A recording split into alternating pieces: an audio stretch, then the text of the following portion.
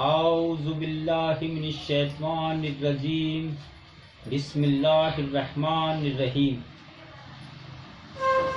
آپ سبھی سننے والوں کی خدمت بابرکت میں مجھ ناچیز کا سلام قبول ہو۔ السلام علیکم رحمۃ اللہ وبرکاتہ۔ مجھ ناچیز کا دل ہے آج میں رسول پاک صلی اللہ علیہ وآلہ وسلم کے گھرانے کے بارے میں آپ کو بہت ساری باتیں بتاؤں گا۔ تو پہلے میں مولا علی مشکل کشا شیر خدا کی آپ کو کچھ باتیں بتاتا ہوں۔ ایک بار سبھی صحابہ مسجد کے اندر نماز پڑھ رہے تھے۔ جب نماز سے فارغ ہوئے تو حضرت عمر فاروق اعظم کے دل میں یہ خیال آیا کہ مولا علی مشکل کشا شیر خدا سے مذاق کریں گے۔ تو حضرت عمر کی جو لمبائی تھی وہ کافی لمبائی تھی، کافی لمبے قد کے تھے آپ۔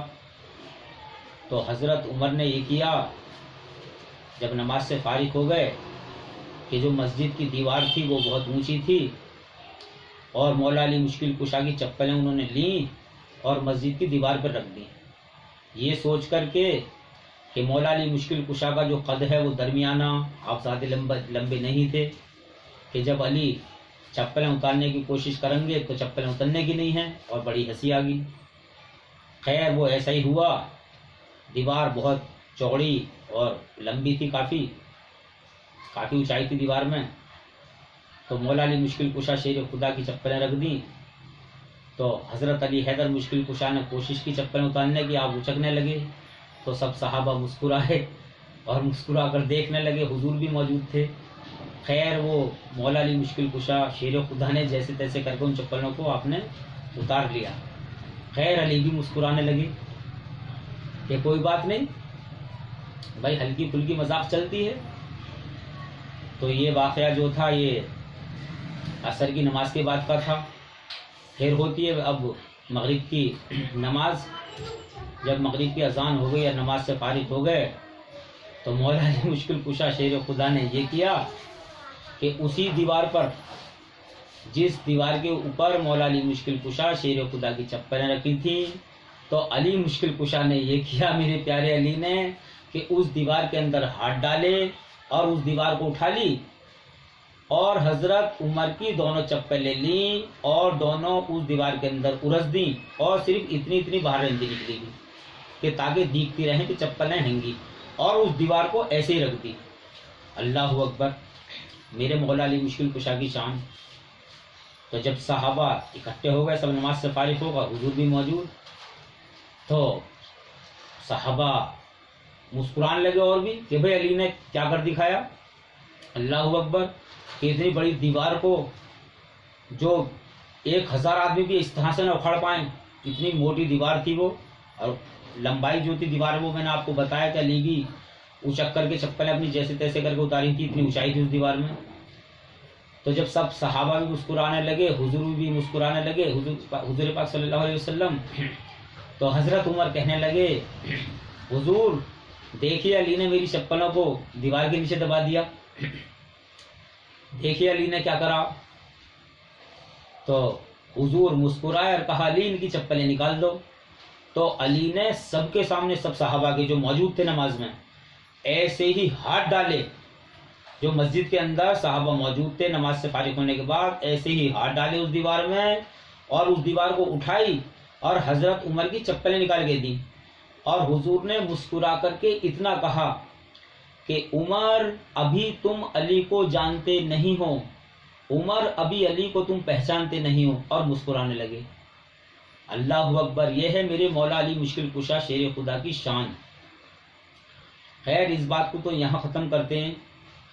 ایک واقعہ یہ ہے کہ صحابہ نے اور رسول پاک صلی اللہ علیہ وسلم کے ساتھ نے مل کر مولا علی مشکل کشا نے، سب نے، انہوں نے جہاد کیا اور ایک جنگ جو تھی وہ جیتی۔ تو جنگ جب جیتی تو جیتنے کے بعد میں وہاں پر کسی سے نکاح ہوا، پیارے مولا علی مشکل کشا شیر خدا کا۔ جب نکاح ہوا صحابہ نے کہا، لیا آپ نکاح کرو۔ تو ان کا حضرت علی حیدر مشکل کشا کا نکاح ہو گیا۔ تو جن سے نکاح ہوا تو وہ یہ کہنے لگیں کہ آپ علی، آپ میرے شوہر ہیں، آپ چلے جائیں گے، آپ تو مدینے میں رہتے ہیں، تو آپ مجھے ایسی کوئی نشانی دیں کہ ہماری اولاد ہو تو میں اولاد کو بتا سکوں کہ یہ تمہارے باپ کی نشانی ہے، اور میں بھی اس نشانی کو دیکھتی رہوں گی۔ تو مولا علی مشکل کشا شیر خدا نے ایک انگوٹھی دی۔ پھر حکم اللہ کا ایسا ہی ہوا، وہ تو علی مشکل کشا ان کو وہاں، وہ تو جنگ تو جیت لی تھی اور وہ ان کو ہی سونپی آئے تھے۔ پھر حکم اللہ کا ایسا ہی ہوا کہ کچھ دنوں بعد اللہ نے بیٹا عطا کیا انہیں، تو بیٹے کا نام انہوں نے حضرت محمد حنیف رکھا، محمد حنیف۔ تو بچپن میں آپ معلوم کرا کرتے تھے کہ میرے بابا جان کہاں ہیں، مولا علی مشکل کشا شیر خدا کے لیے، تو آپ یہ سوچ کر کے ٹال دیتی تھی کہ بچہ ہے ابھی، میں کیا بتاؤں، اور مدینہ ہے دور۔ خیر جب جوان ہو گئے آپ حضرت محمد حنیف، تو کہنے لگے کہ اب امی جان اب بتائیے میرے بابا جان کا پتہ، میرے بابا جان کہاں رہتے ہیں؟ تو آپ نے انگوٹھی دی اور کہا کہ تمہارے بابا جان مدینے میں رہتے ہیں اور علی نام ہے۔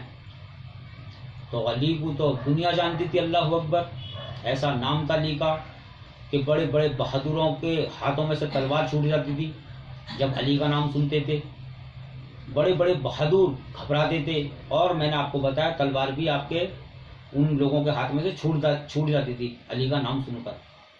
تو علی کو اللہ نے ایسا بہادر بنایا۔ خیر جب حضرت محمد حنیف گھوڑا لے کر کے چلے کہ میں اپنے بابا جان علی کے پاس میں جا رہا ہوں، مل کے آؤں گا، تو آپ نے سفر طے کیا، سفر تھا بہت لمبا۔ تو راستے میں ایک باغ پڑا، باغیچہ سیبوں کا، تو وہاں آپ نے کیا دیکھا بھائی، اللہ جل شانہ نے ایک نظارہ دکھایا۔ تو مہا پروین جو ایک قبیلے میں ایک سردار تھے، ان کی بیٹی تھی مہا پروین، اور وہ اتنی خوبصورت تھیں، اللہ اکبر، کہ حضرت محمد حنیف نے جو انہیں دیکھا تو پہلی نظر میں ان سے محبت ہو گئی، اور ایسی محبت ہو گئی دل اپنا ہار بیٹھے، اور بے ہوش ہو گئے انہیں دیکھ کر مہا پروین کو۔ جب بے ہوش ہو گئے تو کچھ دیر بعد آپ کو ہوش آیا، تو مہا پروین کہنے لگیں اے نوجوان تم بے ہوش کیوں ہو گئے؟ تو انہوں نے کہا کہ مجھے آپ سے محبت ہوگی پہلی نظر میں ہی، اور میں آپ سے نکاح کرنا چاہتا ہوں۔ تو مہا پروین کو بھی اللہ کا شکر ہے پہلی نظر میں ان سے محبت ہو گئی۔ تو مہا پروین کہنے لگیں کہ کیا نام ہے نوجوان، اپنا تم مجھے وہ بتاؤ کون ہو، کہاں کے رہنے والے ہو، مطلب بتاؤ، اپنی پوری ڈیٹیل معلوم کری۔ تو بتایا کہ ایسے ایسے میں وہاں رہتا ہوں، اور میری ماں وہاں رہتی ہیں، اور میرے باپ علی ہیں وہ مدینے میں رہتے ہیں۔ تو کہنے لگی ہاں علی کا تو نام میں نے بھی سنا ہے، اور میرے بابا جو ہیں وہ تو علی کے اور حضور کے خلاف ہیں، آپ کو جنگ لڑنی پڑے گی، جنگ میں جیتنا پڑے گا مجھے، ورنہ نکاح نہیں ہو سکتا ایسے۔ تو آپ نے کہا ٹھیک ہے، اب میں اپنے بابا جان کے پاس جا رہا ہوں اور ایسا ہی ہوگا۔ تو ادھر مہا پروین کو بھی ان سے محبت ہو گئی، اور حضرت محمد حنیف کو بھی۔ خیر چاہت تھی جو حضرت محمد حنیف کے دل میں، وہ اپنے باپ سے ملنے کی بہت چاہت تھی کہ میں علی سے ملوں۔ اب حکم اللہ کا جب چل دیے پھر گھوڑے کا سوار ہو گئے مدینے کی طرف۔ تو جب مدینے میں پہنچے آپ، تو مدینے میں جو جنگل پڑے راستے میں، تو آپ کیا دیکھتے ہیں کہ دو بچے کھجور کے پیڑ کے نیچے کھڑے ہیں، اور ایک شخص جو ہے وہ کھجور کے پیڑ پر چڑھے ہوئے ہیں، اور وہ شخص کھجوریں توڑ توڑ کے ان بچوں کو پھینک رہے ہیں، اور وہ دو بچے کھا رہے ہیں۔ تو یہ حضرت محمد حنیف ان کے پاس میں پہنچے، تو وہ جو دو بچے تھے وہ حضرت امام حسن حسین تھے، اور جو کھجور کے پیڑ پر چڑھے ہوئے تھے وہ مولا علی مشکل کشا شیر خدا تھے۔ تو مولا علی مشکل کشا شیر خدا ان دونوں بچوں کو، امام حسن حسین کو، کھجوریں کھلا رہے تھے توڑ توڑ کر کے۔ تو یہ محمد حنیف تھے بہت بھوکے، بھائی کافی لمبا سفر طے کیا تھا آپ نے۔ تو یہ محمد حنیف جو کھجوریں وہ پھینک رہے تھے خود ہی کھانے لگے۔ اب وہ ہر بار کھجوریں پھینکے، محمد حنیف خود ہی کھا لے۔ تو مولا علی مشکل کشا شیر خدا نے کہا اے نوجوان، ان دونوں تلفوں کو بھی کھلا دو کھجور، اور تم بھی کھاؤ۔ تو لیکن آپ نے بات نہیں مانی، اب جو بھی کھجور پھینکے وہ خود کھا لیں، اور حضرت امام حسن حسین منہ کو دیکھیں۔ تو مولا علی مشکل کشا شیر خدا وہ جلال آ گیا، جب نہیں مانی بات کئی بار کہا۔ تو محمد حنیف تھے اپنے جوش میں کہ میرے باپ تو علی ہیں، اب محمد حنیف کو کیا پتا یہی ہے علی، اب وہ دے جوش میں کہ بھی میں تو اپنے باپ کے وہاں ہوں، ویسے ہی مدینے میں خوشی کے مارے ویسے ہی ان کا ٹھکانہ نہیں تھا، بھوکے پیاسے تھے ویسے۔ تو مولا علی مشکل کشا شیر خدا اترے کھجور کے پیڑ پہ سے اور دونوں گڈمٹ ہو گئے۔ آج جب مولا علی مشکل کشا شیر خدا غالب ہو گئے ان پر اور دھمکانے کے لیے تلوار کھینچنی چاہی، تو ایک دم حضرت محمد حنیف بولے کہ تم نے اگر مجھے مار دیا میرا باپ علی تمہیں چھوڑنے کا نہیں ہے۔ تو علی مشکل کشا نے انہیں فوراً چھوڑ دیے۔ تو علی سوچنے لگے کہ تو میرا ہی نام لے رہا کہ میرے باپ علی تمہیں چھوڑنے کے نہیں ہے۔ تو کہا اے نوجوان تم کون ہو؟ تو کہا میں علی کا بیٹا ہوں۔ اور تو کہا علی تو میں ہی ہوں۔ تو آپ خوش ہو گئے کہ تم ہی میرے بابا جان ہو؟ کہا کہ میری امی نے مجھے انگوٹھی دی ہے، وہ انگوٹھی دکھائی۔ تو مولا علی مشکل کشا شیر خدا اتنے خوش ہوئے، ان کے منہ کو چوما اور آپ کو کندھے پہ بٹھائے، منہ کو چوم کر کے۔ تو آپ کو کندھے پر بٹھائے اور امام حسن حسین نے دونوں کو انگلیاں پکڑائیں اور کندھے پہ بٹھا کے لے گئے جناب سیدہ فاطمہ زہرا جنت خاتون کے پاس میں لے کے گئے۔ حضرت جناب سیدہ فاطمہ زہرا جنت خاتون دیکھ کے کہنے لگیں جب گھر میں تشریف فرما ہوئے کہ یہ دو تلف تو آ رہے ہیں پیدل، اور یہ بوڑھا جو آ رہا ہے یہ کندھے پہ بیٹھ کر آ رہا ہے، یہ کون ہے جسے کندھے پہ بٹھا کے لا رہے ہو؟ محمد حنیف جوان تھے۔ تو علی مسکرائے اور کہنے لگے جناب سیدہ فاطمہ زہرا جنت خاتون سے کہ یہ محمد حنیف ہے جناب سیدہ تمہارا بیٹا، بڑا بیٹا، امام حسن حسین سے بیٹا۔ کہا اپنے بھائیوں کا بدلہ، امام حسین کا بدلہ یہی لے گا، محمد حنیف کو کہا۔ تو آپ اتنی خوش ہوئیں کہ آپ نے بھی پیار کرا اور کھانا کھلایا اور آپ وہاں اپنے رہنے لگے۔ تو جب آپ اپنے رہنے لگے تو آپ غمزدہ رہتے تھے۔ تو علی کہنے لگے محمد حنیف سے کہ بیٹے آخر کو ایسا کون سا غم ہے جو تم غمزدہ رہتے ہو؟ آخر کو کیا بات ہے ایسی؟ تم اتنے خوش ہوئے کہ اپنے باپ سے ملے اور پھر بھی خوش ہونے کے بعد اب غمزدہ رہتے ہو؟ تو کہا بابا جان ایسے ایسے مجھے راستے میں مہا پروین کے بارے میں بتایا کہ مجھے وہ ملی اور مجھے محبت ہو گئی بابا جان، اور ایسے ایسے وہ جو قبیلہ ہے وہ سردار آپ کے خلاف ہے، آپ کی جنگ تو ویسی رہتی ہے اس قبیلے سے۔ تو پھر آپ نے صحابہ کے ساتھ مل کر اس قبیلے پہ چڑھائی کری، شکر خدا قبیلے کو فتح کیا اور حضرت محمد حنیف کا نکاح ان سے ہوا۔ تو جب نکاح ہو گیا پھر ایک وقت ایسا آیا اللہ کی طرف سے حکم اللہ کا، علی تو پہلے بتا چکے تھے کہ یہ بدلہ لیں گے۔ تو محمد حنیف کا جب نکاح ہو گیا وہ چلے گئے اپنی ماں کے پاس نہیں رہنے لگے۔ تو محمد حنیف کے پاس کو پیغام بھیجے جب حضرت علی حیدر مشکل کشا وغیرہ یہ سب شہید ہو چکے تھے، یہ بہت آگے کی بات ہے جو میں آپ کو بتا رہا ہوں۔ تو محمد حنیف کے پاس کو پیغام بھیجے ان کے خاندان میں سے کوئی جو بھی بچا تھا کوئی اکا دکا کہ اے محمد حنیف تمہارا پورا خاندان ختم ہو چکا ہے، آ جاؤ۔ تو آپ اس پیغام کو دیکھتے نہیں تھے، آپ جوا کھیلنے میں مصروف رہتے تھے۔ تو ایک آخری پیغام جس میں لکھا ہوا تھا کہ اگر اس کا جواب آپ نے نہیں دیا تو پھر آگے کو ہم کوئی بھی پیغام کسی طرح کا نہیں بھیجنے۔ تو حکم اللہ کا ایسے ہی تھا، جب آخرہ جو پیغام تھا اس کو جو دیکھا ہے آپ نے اور اس کو پڑھا کہ سب کچھ یہاں ختم ہو چکا اور ایسے ایسے معاملہ ہو چکا، تو آپ نے قسم کھائی جبھی کہ آج سے جوا میرے لیے حرام ہے، حضرت محمد حنیف نے، کہ آج سے جوا میرے لیے حرام ہے۔ اور آپ نے قسم کھائی کہ میں قسم کھاتا ہوں اے رب تیری کہ ان لوگوں